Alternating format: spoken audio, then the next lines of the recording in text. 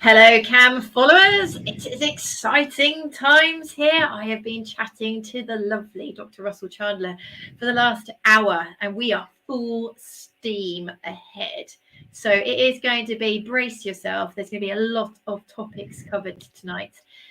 But first, I'm going to say a massive thank you to our sponsors. As you know, as amazing followers of CAM, that we are so fortunate to be sponsored by Big Barker Beds over from the US. I am hugely grateful to their support, really, really grateful. And the reason that we're really happy to be associated with this company is because they put their money where their mouth is, and they've actually taken this product into a clinical trial setting to see whether they could substantiate it improves mobility, it helps with pain control, it improves quality of life. These things that we read about. Yes, pilot study done by the University of Pennsylvania has hugely positive results using this bed. So really, really excited to be associated with them, and massive thank you. Now, back to my guest. This dude is fun. Get your questions in, because you're going to just absolutely love his passion and honesty about this topic. So please, Russell, tell everybody about yourself and why they're going to believe what you tell them. Thank you, Hannah. What an incredible introduction. If only it were true.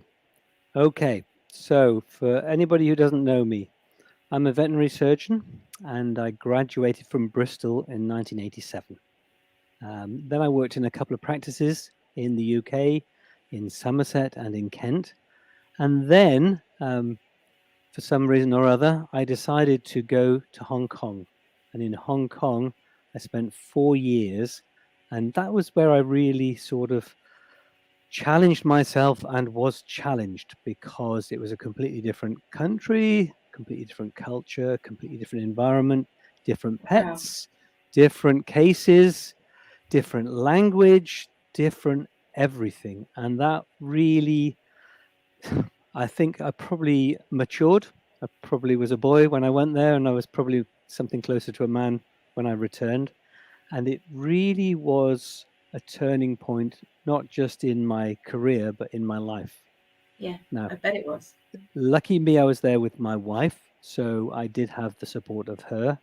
But the practice that I was in was fantastic. When I got there, it was a very small profession. We only had 33 vets registered in the whole of the territory of 6 million people. By the time I got there, it was about 3 or 4 times that number by the time I left. So it was very, very rapidly growing and going from a rather basic sort of provision of care into something a lot more sophisticated. Yeah. What we didn't have was any shortage of cases. So a lot of the cases were orthopedic cases, a lot of fractures, a lot of joint problems, a lot of spinal cases. So me being me, I started to do these cases, and I even had to go at some of the spines. And within a very short time, people started referring cases to me. They said, well, nobody's done these before. Russell's done one. Therefore, Russell's the best we've got. Therefore, Russell can take our referrals. Yeah. So that was a bit daunting because I'd not done second opinion work really. So from that time on, I kind of said to myself, well, I've got to get good at this. How do I get good at this? And it was in the time before the internet, so you couldn't, do an online course. So I had to do a sort of correspondence learning, and I did manage to get a certificate from the MRCVS in small animal orthopaedics. So it was at that stage, it's probably the most expensive certificate that's ever been done, because I had to fly back and forth to do the exams and so forth. But when I got that, then I actually felt, oh yeah, I am credible. Now I can take some referrals. And when I came back to this country, I was away because I'd been kind of working at 100 miles an hour in Hong Kong, doing thousands of cases. So coming back to the UK, the pace of life was very different. And my wife and I, we were just flying. So we started a practice, we put up our plate and started a practice from nothing, created a practice, and grew it over the next 21 years into a 2-center place with a kind of hospital type practice that we were really proud of. that we could then sell and kind of semi-retire, although I'm not really semi-retired. You're not really, though, are you? Yeah. During the time that I had my own practice, I went back to school again and did a master's degree. This time I did it in orthopedic engineering because I was doing orthopedic surgery and really not knowing anything about the biomechanics and not really knowing anything about the materials that we were putting into animals. So because I've got sort of a diverse range of interests, I thought I really need to know more about the mechanics of the body as a machine, if you like.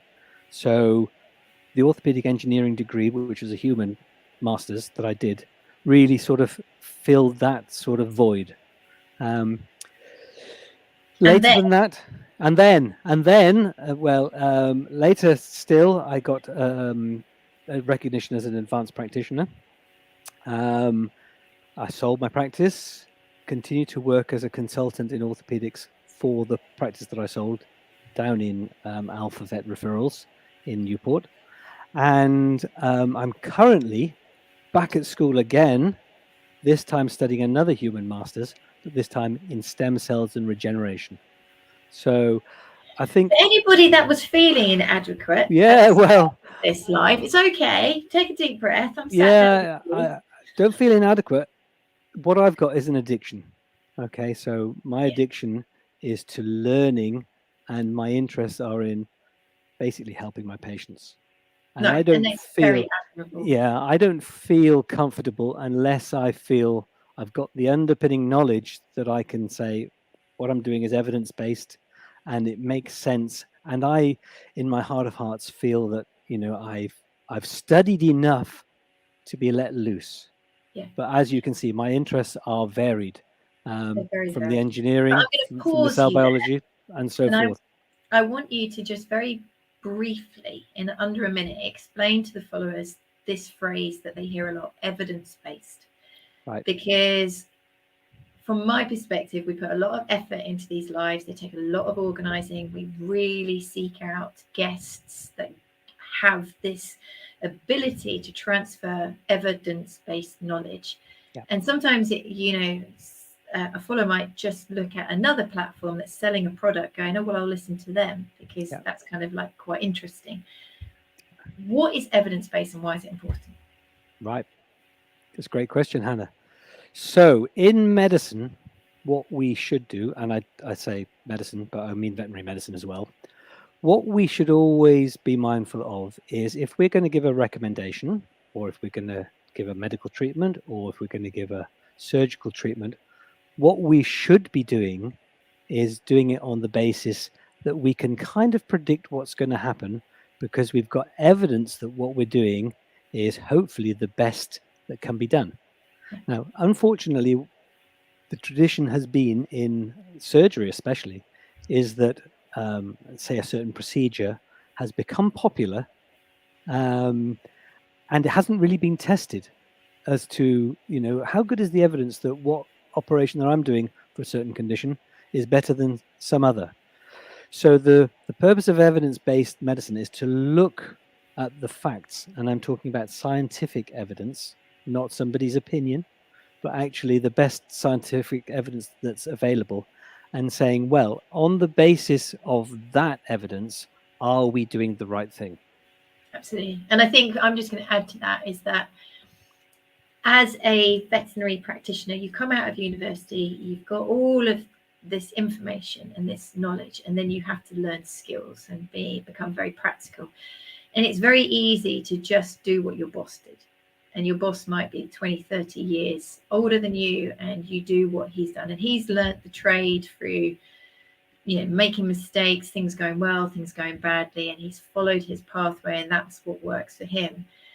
But that's not necessarily evidence-based. And if you were to take the 10 operations that he'd done and 7 of them were working really well, if you did that in 1,000 operations, actually something else was way more successful, way quicker recovery period, way better long-term health plan.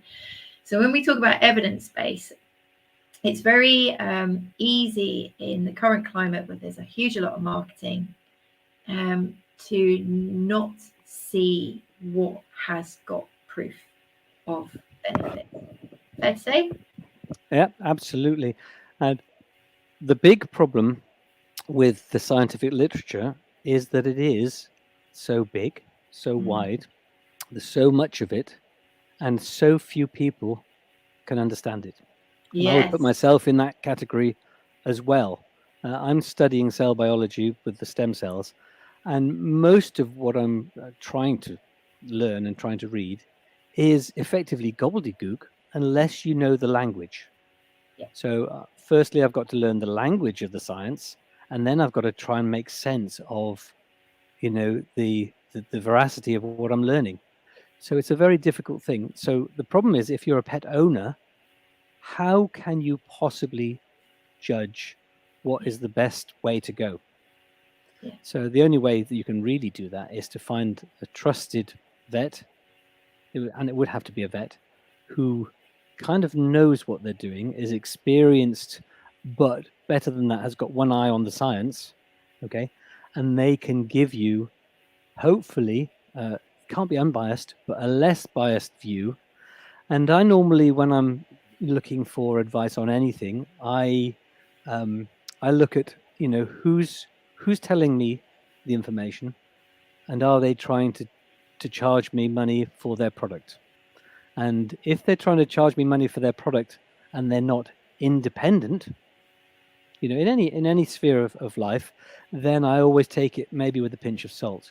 So I think, you know, as a veterinary surgeon, you are uniquely positioned because you should have ethics. Okay. Yes, we charge for our time. Yes, we charge for our services. But if I say to my client, I believe in my heart of hearts that this is the best way to go for your pet at this time, then you can pretty much rest assured that that is going to be, you know, reasonably close to the best that can be done. Yeah. With the current knowledge. There's also something else that people probably aren't aware of, recognised veterinary practice, which is set by the Royal College of Veterinary Surgeons, where because our amount of knowledge that we're supposed to have, from be it osteoarthritis to dental disease to how to do an ovarian hysterectomy, there's no way in the world that you can be current and up to the evidence base on all of that. It's just absolutely impossible. So there is a recognised veterinary practice which is overriding guidelines of this is what we believe is the best way to approach that condition at this time. And what's really exciting for us as a profession is it's becoming more freely available. So we've got the MRCVS knowledge, who make these brilliant synopses of anything from, you know, does local anaesthetic in a cat testes make any difference to a cat castration, all the way through to is stem cells going to be the direction to go for OA. So it's good, it's exciting times, but we will get on. But this is why this is a really good live, because I'm hoping many things tonight. I'm hoping that you guys see that this is an exciting developing area. There's a lot happening in the chronic pain market, the OA market, but it's a complex. There's a lot to be done. There's a lot of people vying for attention in this market. There's a lot of products that are vying for attention in this market. And I'm just actually also hoping all the followers go, do you know what? I like vets, because I sometimes pull my hair out of our profession. It's hard work. We talked about this, but I'm still proud of being a vet. And I want people to like vets, because vets are freaking nice people. So please, everybody that's watching, tell me where you're from and say, I like vets, because we work really hard to be approachable and knowledgeable and do the best for pets. So say where you're from.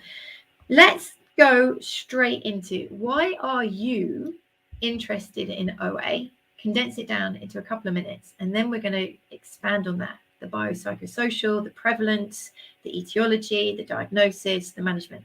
So if anybody's listening going, just get to the management, it's going to be covered. We're going to go through a process. Why are you interested in OA? Yeah, I'm interested in OA because it kind of covers the areas that I like. I like animals to be comfortable, and there's a huge pain management part to OA. I also like them to get better.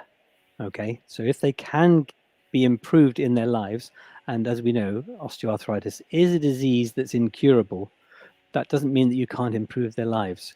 So if you want to build a relationship with a pet and with an owner and make both of their lives better, then there's no better condition or disease to approach than osteoarthritis, because osteoarthritis does that.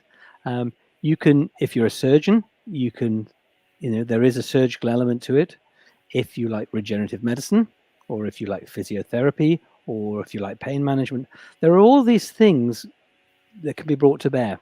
Now, part of the problem has always been that nobody has really taken ownership until Hannah came along, and now somebody has taken ownership of this territory, of this area of the body, or of this area of canine and feline disease that is osteoarthritis.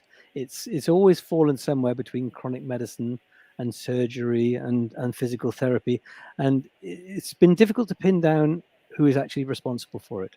Now we've got people, including Hannah, who have said, they put a stake in the ground and they said, we are responsible for this disease and we're going to do something about it.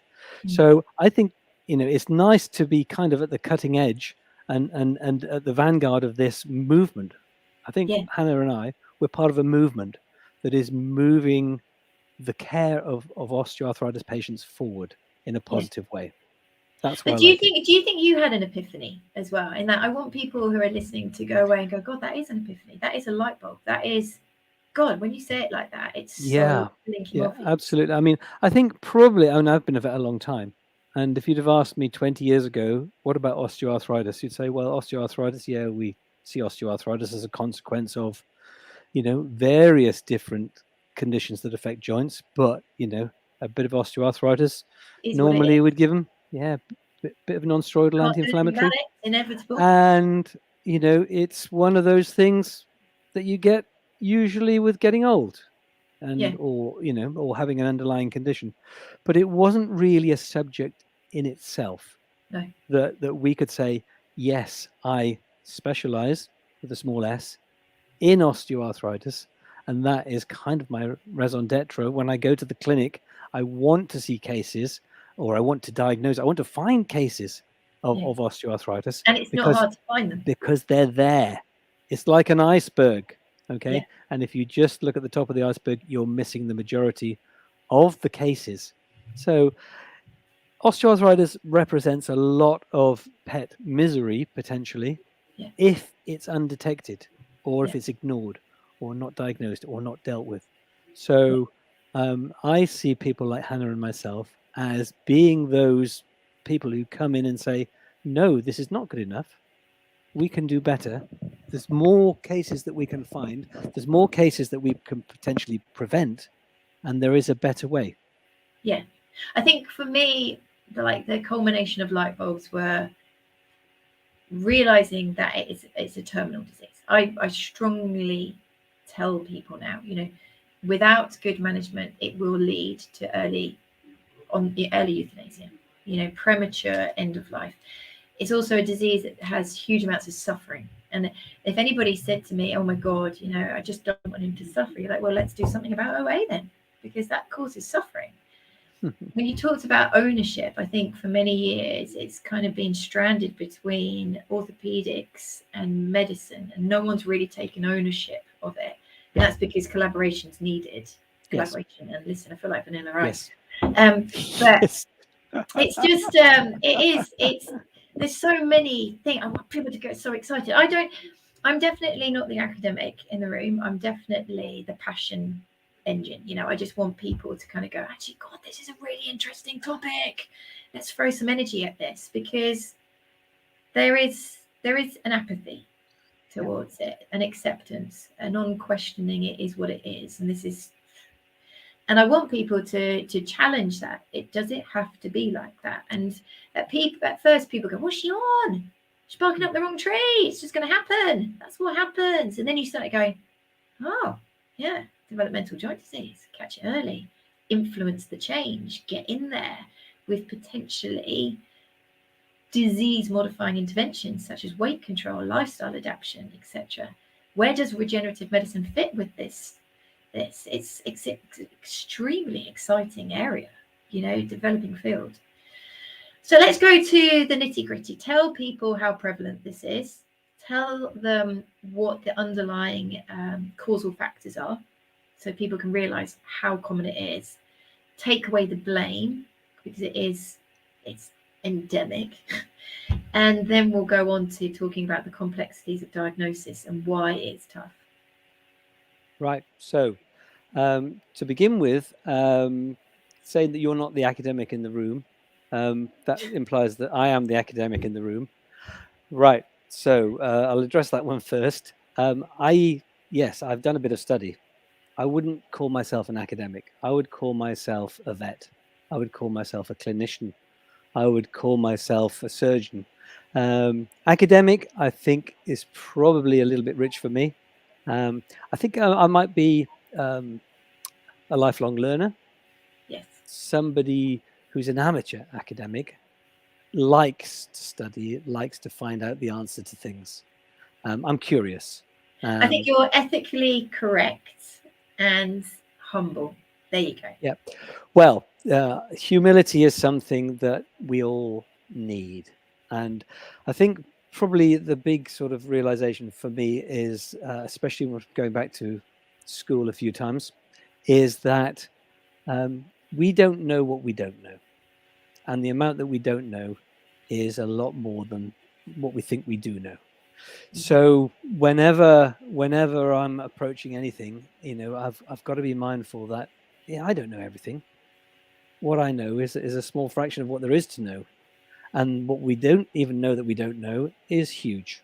Yeah. So I just want to get that across. What was the question again, Hannah? So the question is, how prevalent? How prevalent? Is this? Because one of the things that definitely in this question is going to resolve is owner's feeling of guilt. Yeah. And that a common scenario is an owner will come to me and I will say, I'm afraid there's chronic pain, it's joint related.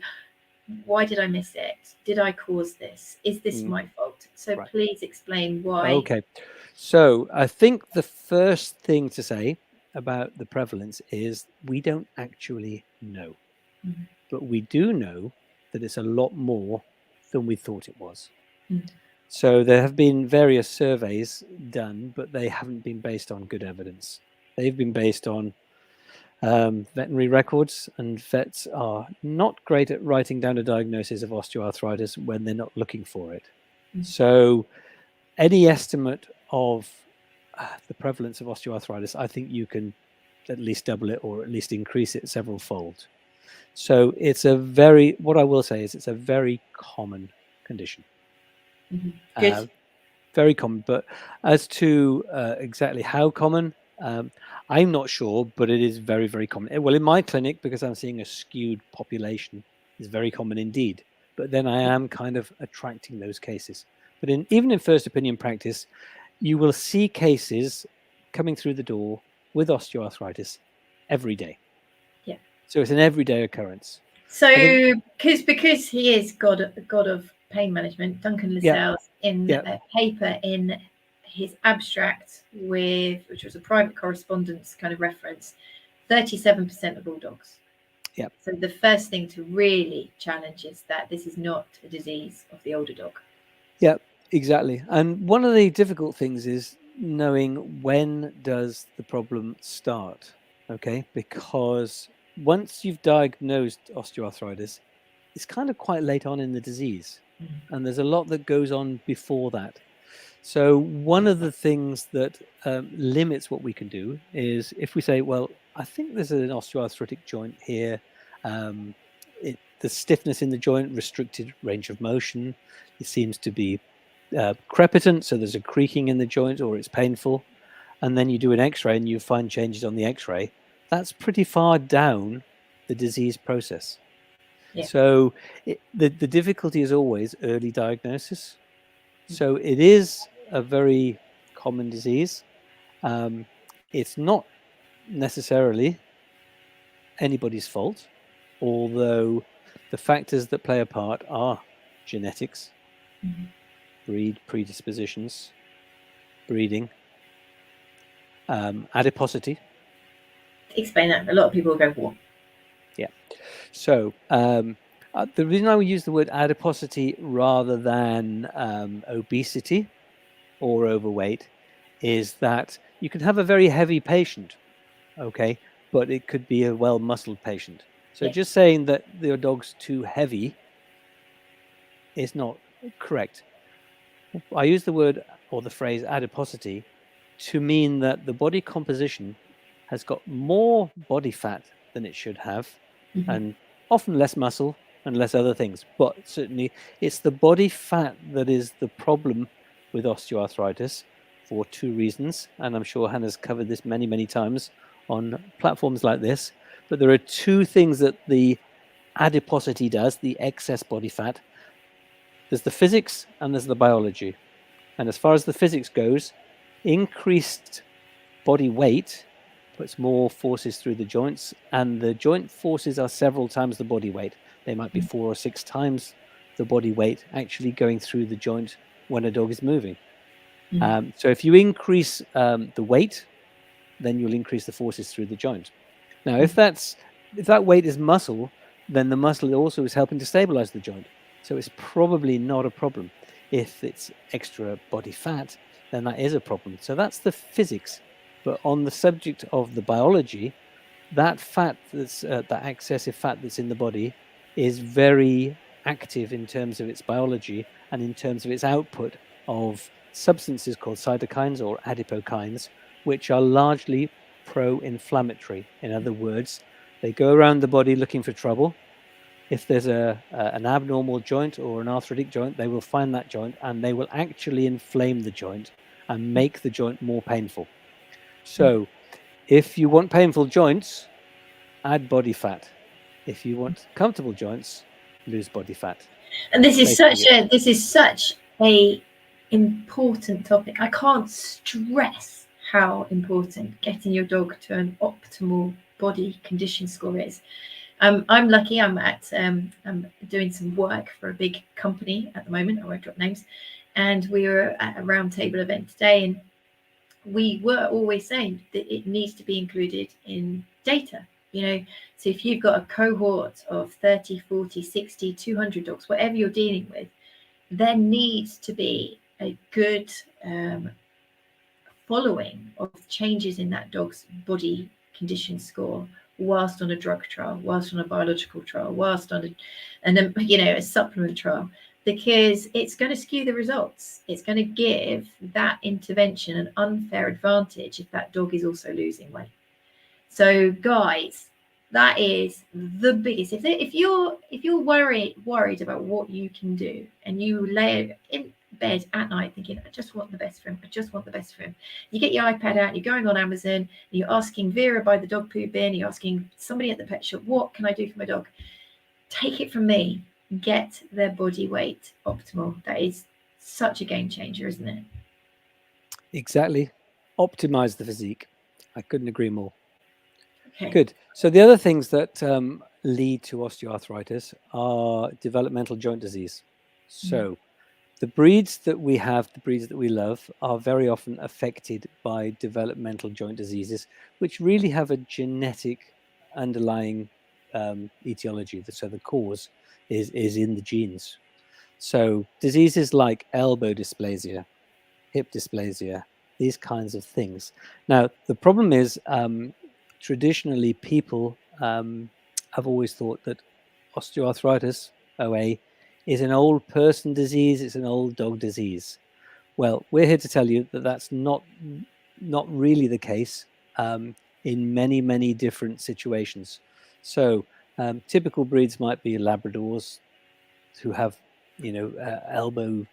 developmental elbow disease, and they can have osteoarthritis from less than 1 year of age.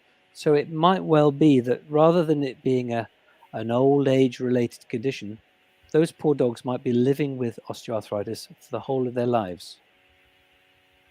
So that's something that we really need to think about, consider. Now, that doesn't mean there's nothing that we can do, but it does mean that the disease is maybe not what we thought in terms of who it affects and when it affects them. Yeah, no, absolutely. And I think even for me, when I started the OA journey, I really wanted to help the senior dogs that were the majority of my caseload And I learnt on the job, this isn't a disease of the older dog, and it's not uncommon for people, even veterinary professionals, to be being re-educated that this is a young dog disease. And there's a huge amount happening in the sector focusing on re-educating owners and professionals. This is a disease we need to detect earlier, because there is the hope that we'll prevent suffering. Yeah. There's also the hope that we could actually redirect disease. We could influence it for the best effect. So that's another take home. So you've got fat under your belt and you've got detect it early under your belt. We're doing well. We need to get at least 5 core take home messages. So let's move on from there. So we know it's really prevalent. We know it's a younger dog disease. We know that a big driver in dogs is developmental joint disease. How do we diagnose it? And I'm not ignoring people's questions. I've got some really lovely questions, but we're going to just try and do diagnosis and then basic management plan first. Right. So do you mean from the point of view of the why an owner might suspect that their dog has a problem that needs to be diagnosed, or do you mean from the point of view of me as a clinician? I think both. I think go on an owner journey. So just imagine I've just got my let me pick a breed. I've got my amazing Rottweiler. Yeah. It's called Rosie the Rottweiler. And I'm the owner and my dog's 2. Yeah. And I'm suspicious. The sort of things that would stimulate thoughts that I might be dealing with something, and I'd go to the vet. Then the vet's journey, and then right. Okay. So the classic sign of any joint disease is normally going to be limping or lameness. Limping and lameness is the same thing, really. But if the dog is not walking properly, symmetrically, or as they used to, then we might suspect that there's a problem. Now, it might be that there's been a minor injury which resolves in a day or 2, in which case that's not what we're talking about. What we're talking about is a problem that continues. Is that your Siri? Yeah, I think it is, yeah. Sorry about that, gang. Okay. Siri is disagreeing with me. Okay, so it's a problem that continues or waxes and wanes or is recurring. It might be after rest, that when your pet gets up, when Rosie gets up, that there's apparent stiffness or limping, or it might be after exercise, but there might be more than one limb involved. Sometimes it's not an overt lameness, but it may just be a reluctance to go for exercise. It may be that you can't pin it down, but for some reason the dog's just not right. Sometimes it's to do with going up inclines, going upstairs, going up steps. Sometimes it's to do with reluctance to jump on the couch or on the bed. So there can be all manner of different sort of again, I think presenting signs. It's a really interesting developing area. So from a veterinary perspective, especially people with an orthopedic interest, you really are looking for physical indicators. But the behavior sector, there's huge progress in this area. But what's beautiful is that they are beginning to come together. So you've got the behavior sectors that's detecting unwanted behaviors or inability to learn, training difficulties, etc. But then when you look at those dogs again and you critique their movement, you critique their posture, you look at how they navigate a room or get over an obstacle, you then go, I've seen it, but I would have never have thought that was pain related. So even just in the identification area, we're seeing beginnings of a marriage. Your orthopedic surgeon approach of does that joint hurt? Force plate analysis, range of motion, crepitus. Got the behaviorists, and then you've got this field of the likes of Sarah Fisher that's doing free work where you're giving the dog the opportunity to move in a way that's comfortable for them, not in a controlled setting of a lameness workup. But what is that dog choosing to minimize their discomfort, and does that suggest to me that there's pain? It's fascinating. Did you ever think, Hannah, that behaviorists would be talking to orthopedic surgeons? Never. Or vice versa? Never. They are Yeah. very different personality types, aren't they? Exactly. So, I mean, one of the things that I love about this field is that it's multidisciplinary. Yeah. So, you know, you need to have people from different disciplines. You need to have the behaviorists. You need to have Can I the tell you about physiotherapists. I've got a PowerPoint slide. So when I go out and I talk to vets and we do training courses, there is a slide that lists all the competencies that you need to best Yes. manage an OA case, and it's Yes. endless.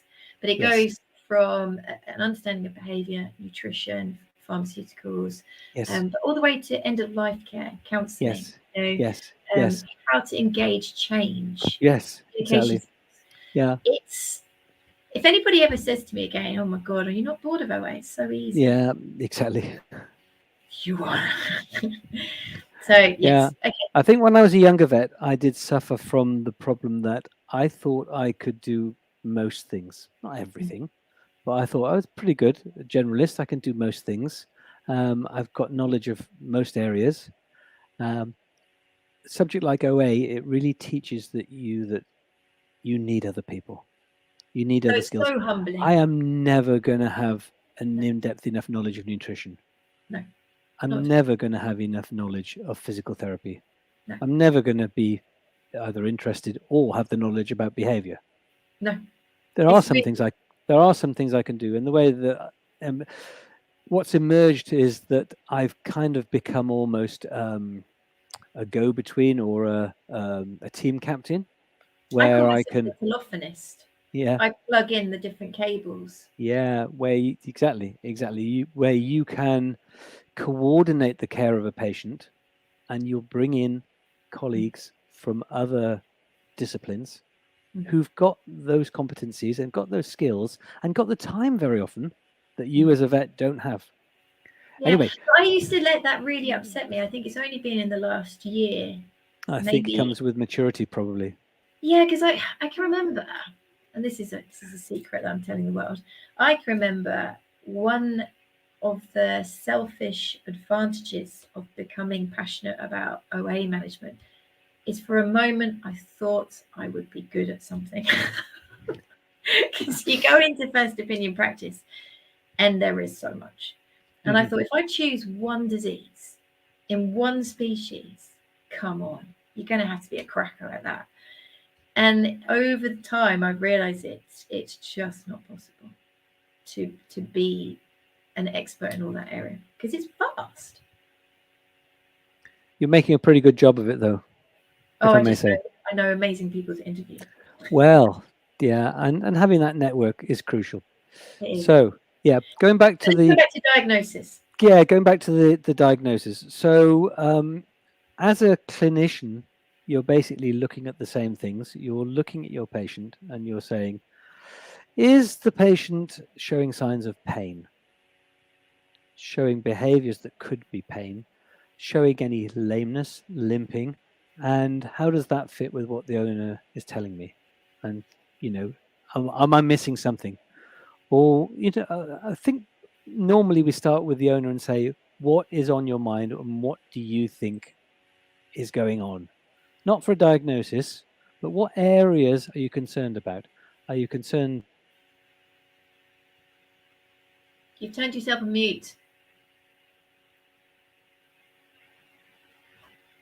You need to press mute off. There you go. Oh no, your mic is unconnected. Something's happened. There you go. You're back. Hello? Yeah, you're back. Hello? Hello, I can hear you. Hello? Hey, you're there. Oh no. We can hear you.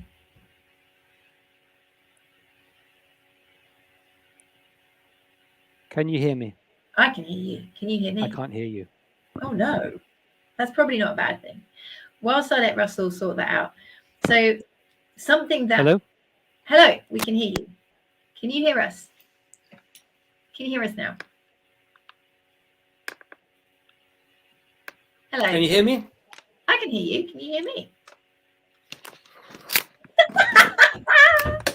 You can get better more alive than this. I think what I'll do is I'll carry on talking while Russell sorts out his tech.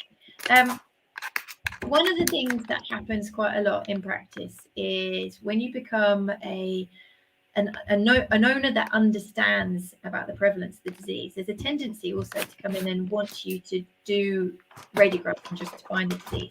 And this is a really interesting disease because you can get clinically relevant osteoarthritis, but you can also get radiographic OA. And it's interesting to know whether they're actually the same disease. And you're thinking, what is she talking about? You can actually have radiographic signs and very little pain related, but you can also have horrendous joint pain and very little radiographic signs. I'm just going to mute him whilst he's so noisy. So trying to actually get to a diagnosis can be quite difficult. Let's see if he's back. Hello, Russell? Are you back? This is brilliant. Changing colour as well. So diagnosis really, really is important by bringing together your observational history, your what the owner's seen, what you've witnessed, behaviour changes, posture changes, physical changes. Then bringing it into a clinical examination setting. So actually, I've isolated visually to a limb, to a region, to multiple limbs. Now I'm going to go and clinically examine and see if there's evidence of joint-related changes. Can I target the pain to that joint? Is there a reduced range of motion? Is there what we call crepitus, a crunchiness? Is there a joint effusion? Is there pain? So the animal actually tries to pull the limb away or looks as you're trying to put the joint for a range of motion. And then at that point, you take that information and you take it into, I now need to visualize what the change in that area is. And that's when they go to radiography or CT or maybe even MRI. So there's a stage process. And it's really, really important that we follow this. If you jump straight into radiography, you might detect OA, but it's not clinically a problem for that dog at that time. Or if you just rely on radiography, you might overlook pain, joint pain, because the joint looks clean. He's gone. He'll come back. So there is a diagnostic process. And I know a lot of people get really stressed when they come to the vets because there seems to be a lot of hurdles before you get to the answers that you wish. And also, it feels like there's a lot of expense. Are you there, Russell? I am. There you go. I was just talking them through about how there is a process where we collect evidence in the history, observations. We then take it into a clinical setting where we isolate the pain to a joint, not the associated soft tissue, not a different region, etc.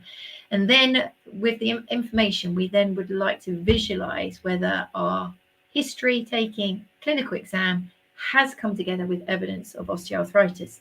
And something that we could do, but we don't do, is actually taking a joint tap and getting evidence of osteoarthritic change from that. So there is a process that we follow.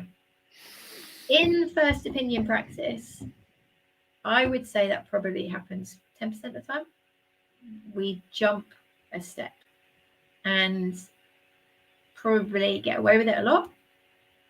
Don't get away with it some of the time. In that when we jump from history, clinical examination, treatment, a lot do really well. But there is a big cohort that don't improve, and you have to go back on yourself and go, well, maybe it wasn't osteoarthritis. What is going on? It could be joint sepsis, it could be a tumor, it could be a soft tissue injury, it could be something completely different. So that's the diagnosis route. There are always the complexities where you go to take an X-ray and you don't find what you're going to find, and you then have to follow up with further imaging, etc., isn't there? Exactly. Was that a question? Yeah. So, okay, let's move on, just because we're running out of time and we've got a couple of questions today. Let's now go to treatment. So I'm Hannah with Rosie, the Rottweiler, who's a 2-year-old. I've got a brilliant body condition score on my dog. She's young. She's, perfect body weight. There's no fat over that rib cage. Nice defined waist. Chest goes into the abdomen. And I've just had bilateral elbow osteoarthritis diagnosed. And it is due to elbow dysplasia, but it isn't a surgical contender. There's no need to do arthroscopy, no free fragments suspected, etc. What is in front of me? Because this is daunting, isn't it? Yeah. Okay. So the problem is there isn't one treatment for osteoarthritis. So the phrase that we normally use as clinicians, because we don't have a better one and it's a bit clumsy, is multimodal management. Okay. So by that, we mean that there are different modes or different areas of possible, different categories of possible treatment, and you're going to need more than one of them. So the first one is pain relief. Okay. Osteoarthritis is a painful condition. So the first thing that I always want to do above all other things, and if I could only do one thing with osteoarthritis for a patient, and that is to relieve the pain. So pain management is crucial. Okay. So that's front and center and uppermost in my mind whenever I see a case, that unless we can get the patient more comfortable, we're not going to be able to do much more, because the owner's not going to trust us and think that we know what we're doing. The dog's not going to comply with what we're doing because she's in pain. So we've got to get the pain under control first. Once we've got the pain under control, then we can think about the other things. So normally, can I just be a facetious person? I love the fact that you said pain control, where there's a tendency to people to say, take away the pain, free them of pain. And I just want people's expectations to be managed, is that we don't know if we make them pain free. I know that sounds a daft thing to say. But I quite like using it as a little bit of a filter for people. If you're being sold a product that says to you it's going to make your dog pain free, run a mile. Because that's a sign of somebody who's got some really strong marketing there. Because what we're doing is controlling the pain back into a situation where the dog can get on with their life, their activities of daily living return, their quality of life returns, their demeanor returns. That's what we're trying to do to the best of our ability. Exactly. So, firstly, pain relief of some kind, and even pain relief is a multimodal area in itself. There's no one painkiller that's going to be the be-all and end-all. Usually, we're going to use an anti-inflammatory. Sometimes we'll back that up with other drugs, and sometimes we'll use things that aren't even drugs that will be for the pain relief. Okay, such as laser treatment, such as acupuncture, such as massage, such as TENS. There will be other things that we can use for pain relief, but the first port of call is normally going to be, let's have a decent, safe, strong painkiller on board at a high enough dose for a long enough time to get the pain under control. And on the subject of pain, unfortunately, many of these patients will be suffering not acute pain, which is short-term pain, but chronic pain. And chronic pain is not helpful. It's what we call maladaptive pain. So we get into a situation where, and owners often say to me, well, they'll get used to the pain and the pain will get better with time. And actually the reverse is true. Pain does not get better with time. If you have ongoing pain, actually the feeling of pain gets worse with time. So often you'll get presented, even with a young dog who's got elbow dysplasia bilaterally, like, was it Rosie? Rosie. And Rosie, yeah. And she may have been in pain for a year, okay, which is a long time to be in pain. So unless we give a decent long length of anti-inflammatories, say 2 to 3 months, very often we're not going to get them out of pain, certainly not to my satisfaction. So pain relief is the most crucial thing. Once we've got the pain under control, then we can really, go for the other things that are going to make a difference. You've already said that there's no adiposity in this case, so that's taken care of. Sometimes we can use certain kinds of supplements, and that's a whole different sort of Pandora's box of unknowns. But there are some supplements that could be useful such as omega-3, Mm-hmm. maybe glucosamine, maybe chondroitin sulfate, maybe some of these other supplements. My first choice would be omega-3, but omega-3 needs to be given at a high dose. Omega-3 is an essential fatty acid. It's in all of our cells, and if you can increase the amount in the diet, and you need to do it to quite high levels, then you can improve the comfort of joints. Okay, and that's been proven. So first thing, pain relief. But we're talking time as well, Second guys. thing, Like I've where had people say to me, "Oh, I really want to use this supplement. You know, it's been shown." And again, I've got another facetious slide that I use where it's a dog that's got the bemused look on its face going, "So you want me to wait 3 months before this gets better?" No, mate. I want 24 hours, please. So it tends to be a combination approach, doesn't it? It's there beavering away in the backgrounds, and we get the win later. So physical therapy is important, or at least activity moderation, and exercise control, not necessarily restriction, but we need to be able to put together a plan of what is the best activity protocol for this dog, given what we've got. And it might be that we need to have regular exercise, not too much, but regular. There may be certain activities that we need to avoid, like ball throwing. It might be that exercising on level ground is better than racing up and down hills and banks. So there are things that we can do in terms of activity that's important.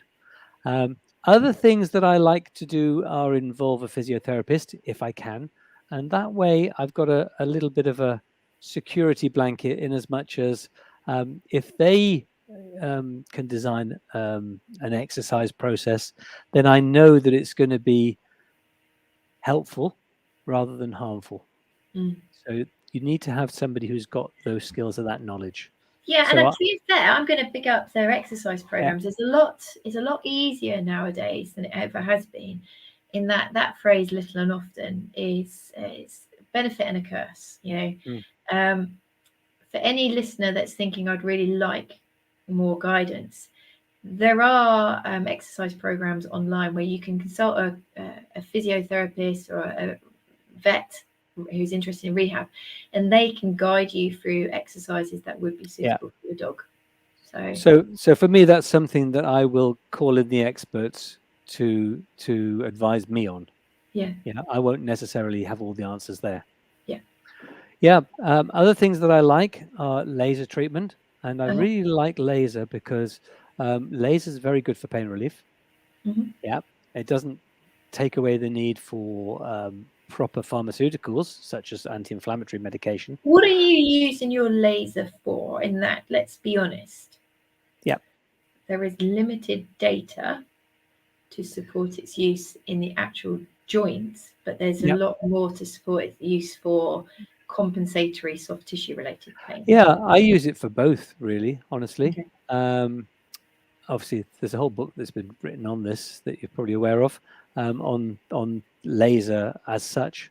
It just seems to work in terms of relieving the pain and improving the function. So we'll use it on the trigger points, as you said, but we'll also use it on the joints. And if you've got a powerful enough laser that's got the settings that will penetrate deep enough and effectively enough, then there's no reason not to use it in joints or even in the spine. So we use that regularly, and we find that a very, very useful thing. And then finally, regenerative medicine. Well, that's what I was going to say. We're at 54 minutes, so why don't we? I'm going to just tackle a couple of questions. Then we're going to spend a bit of time talking about regenerative, just like 5 minutes at the end. Diane, the program that I'm currently using is called canineexercise.com. Tell your vets it's about $30 a month to use. It's really easy to use. So I'm a first opinion practitioner, and I can very quickly create a guiding exercise plan for my owners. It's emailed to them or text message to them. You can track whether your owners are doing it, etc. Can you help this one? What's the name of the book on laser? Because there's about 3 out that I know of at the moment. I'll have to come back to you on that one, and we'll be able to put it in the show notes. Do we have show notes? Show notes. There's a purple hardback one, and there's a black and white and green. It's the purple. It's the purple hardback one. If you said the name, I'd remember it. Yeah, there's another one out as well that's very, very user friendly. Yeah, yes. But I'll put them in the thread. This one, I just really would love to tackle this. This is somebody that's years gone past. Yes, we use steroid a lot for OA. The progression in OA management in the last 20 to 30 years is insane. You know, I look back when I was at school and we had Labradors at home, Lancer and Bruno, yellow labs, both made it to 15. Steroids were used, you know. Pardale was a treatment of choice, you know, so that was the next kind of thing. Then we had the COX-2 inhibitors, selective COX-2 inhibitors. The progression in 20 years is nuts. But this poor lady has experienced the amazing effect of steroid, but then the huge drop off at the end. And that's quite a common thing, isn't it? You know, do you find that you ever use steroids in cases? Not commonly, but in certain cases, you can have a very rapid and prolonged response for weeks to months. So it can be useful. The problem with steroids is they're not compatible with other drugs such as non-steroidal anti-inflammatories. So you have to kind of choose one or the other. Otherwise, you get toxicity. So it's definitely not my first choice. It's kind of far down the list for me, but I wouldn't say it's by any means off the list. No, and I think there are a lot of people that potentially use it intra-articularly or systemically, fit for end-of-life care, for palliative management. This one's a really, not that one. Where is it? This one. Are there any advances in lab work to diagnose osteoarthritis in dogs? What are your opinions on laser therapies and what type of osteoarthritis? So advances in lab work, no. No, not that I know of. I know that there's been work from the Duncan Lascelles team looking at like urine biomarkers, anything to give us a clue. But no, it's done on predisposition. Coast was a brilliant advancement in a tool that accepted breed predisposition. Wow. So that would be like when me and Rosie went to the vets for our first vaccines. Wouldn't it be incredible if that vet said, look, I'm just going to let you know, this is a breed that's really predisposed to elbow problems and hip problems, and that leads to OA. And unfortunately, we might find it hits your dog at an earlier age than we would much like. And I want you to have your eyes on the prize. This is the way that dogs show pain, just so you know. This might happen 18 months, it might be 6 years, 8 years, 10 years, we don't know. But you have got a dog that might get it. What a difference that would make. Agree or not agree? Next, now we've got so the other part of that question was on what? A laser and what laser arthritis. Right. So biomarkers, no. Opinions on laser, yes. Short answer is yes. If it's a good laser and it's being wielded by somebody who knows what they're doing and have been properly trained. That wouldn't be me. That would be my nursing team. They know what they're doing. Yeah. And again, it's a sector that's causing a lot of confusion. There is a lot of confusion in the laser market, and there's the overlap into the LEDs and the handheld devices and late night shopping online, definitely. There was another question we're going to try and just tackle. Oh, what are your thoughts on exercise, particularly puppies, and how much? Now, there is an article just out by the amazing Mike Farrell and Stuart Carmichael about exercise puppies. That's been out in Veterinary Edge not too long ago. There's also this month. Yeah. And there's a blog by the incredible Professor Daryl Millis about how limiting exercise is actually probably one of the worst things that we can do to our young dogs. So I think we're really beginning to move away from the 5 minute per month rule, aren't we? Yeah, I'd agree with that. So let's tackle this one. Is it beneficial to do stem cell post-elbow dysplasia surgery? Front leg. I'm asking this because my dog is now sore back, blah, blah, blah. So let's try and just, because there isn't a quick answer. There's so much we don't know. Yeah. But where are we heading with regenerative? Well, part of the reason that I've gone back to college is because I wanted to answer these questions. So I think the problem that we have with regenerative medicine in veterinary, it's certainly in small animals, is that there isn't a standard. There isn't one product. It's not like you can say, well, we've got this drug called Metacam. We kind of know what it does in the body. We know that it's harmful to some, but helps most. And it's kind of predictable. It's one molecule. The problem with something like stem cells is stem cells are a living biological thing, and they have got thousands, if not millions, of molecules that they're associated with and they're releasing and they're involved with. So to say one stem cell product against another stem cell product is comparing like with like, it's not. So having said that, when I've used stem cells in my clinic, and whether or not you could say that this is good evidence-based medicine, you probably would say it's dubious evidence-based. But my impression in the cases that I've used it in is that it is helpful. So it's got you positive. It seems to be nothing. There's not one treatment that will solve all problems for all patients. But my experience to date has been mostly positive. But the problem is we do not know. Problem is we don't know. No. And the things that we don't know is what effect it will have in the short term, medium, or long term for that individual. And for many people, the current outlay it's just not accessible. That unknown. So for the canine sector currently, it has to be what we call autologous. So they need to come from that individual. So if you're going to go down this road, you're likely to go down a 2-stage process where the dog has to go through 2 sedation anesthetics, one to collect the material from which the stem cells come. It then has to go to a lab to be cultured into a number that is suitable to re-inject. So we're talking quite an intervention. The price point is still very high.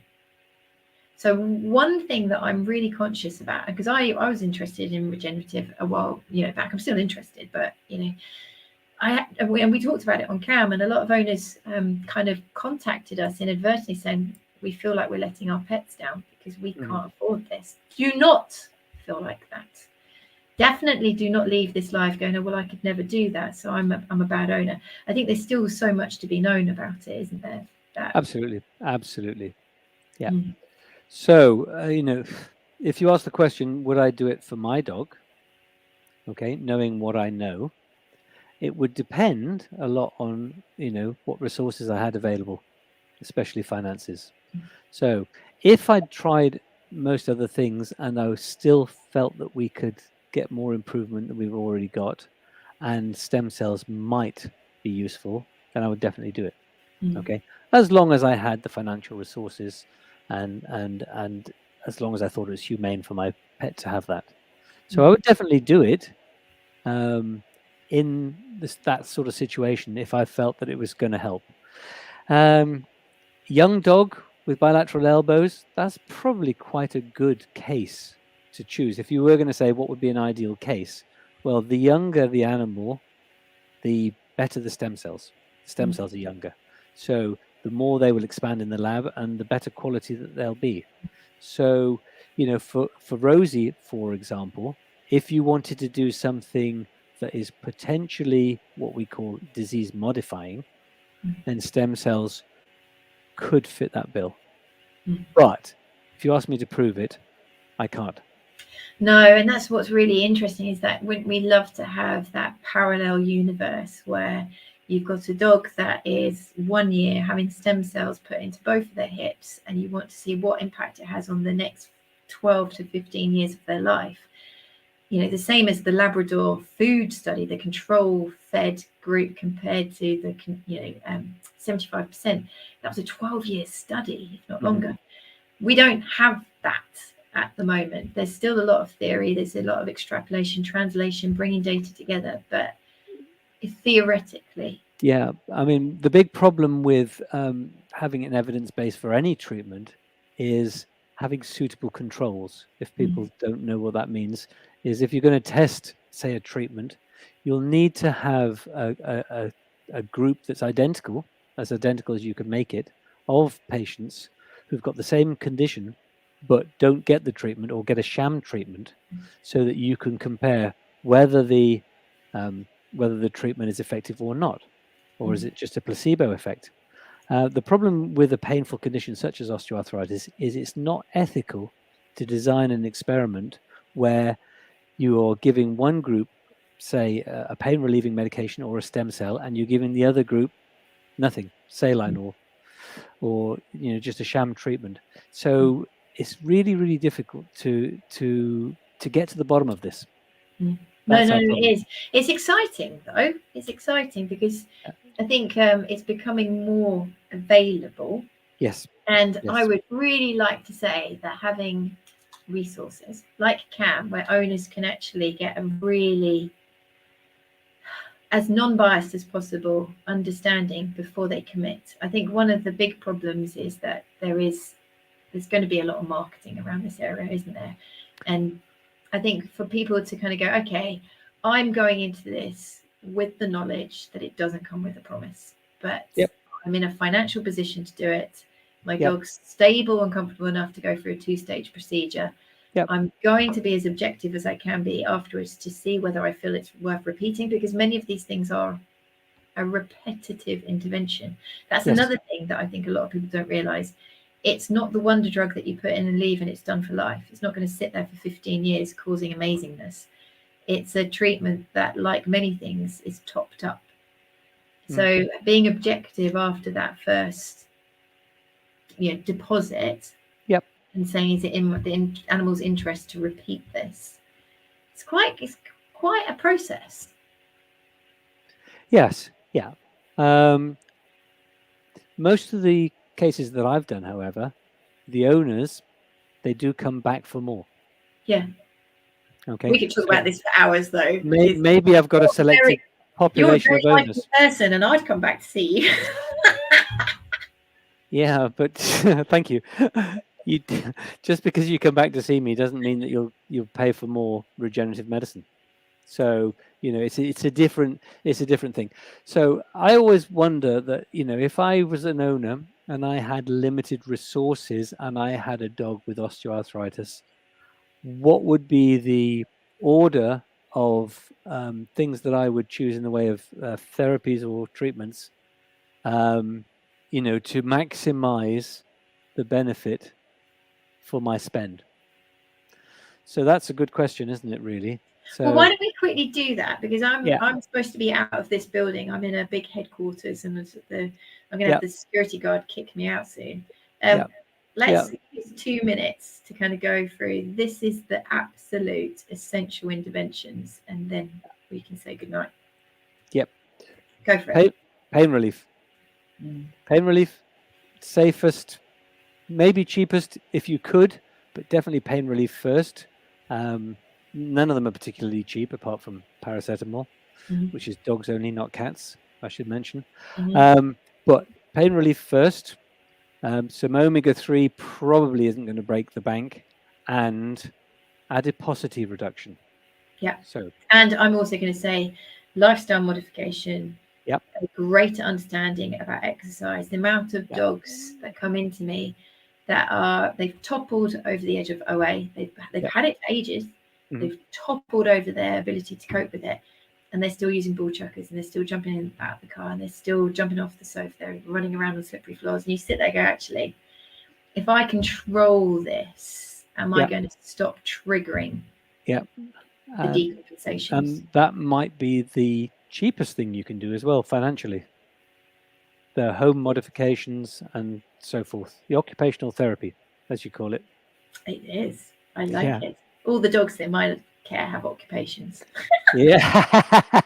Yeah, exactly. But, okay, so we've been going for quite a while, and I'm going to just make sure that we get you back because there's so much more to talk about. And this is, as I say, this was a very informal one tonight. We didn't want it to be hardcore kind of taking notes. The person that's asked me, what do we think about ANMR? Can you please tell me what that actually stands for? Because I'm not 100% sure what you mean by that. Do you know? No. Yes, well done on the book. Good job, guys. Good job. That's Cool. that's the one. That's the one. So that's really lovely. This is what I love about CAM is we've now got a following that really do look out for each other. So thank you for the support there. I'm going to have to go because I will get told off and carted by my earlobes out of the premises. I'd better go as well then. Yeah, you better go as well. I'd like to say a massive thank you. I want to say thank you pleasure. to our sponsors. Again, thank you, Big Barker. Seriously, your support has been an absolute game changer for us this year. And we will, continue to tell the world about your amazing study. Oh, well done, Jackie. It is animal neuromyofascial release. So I know about myofascial release. I understand what the probable connection with neuro, but I think I will go take that and get one of our previous guests back to talk about that more. Yeah, So I think that's a physiotherapy question. So I would defer to the physios. Good contacts to take that much further. So until next time, thank you so much for joining us. And I'm going to say goodbye and we will see you next week.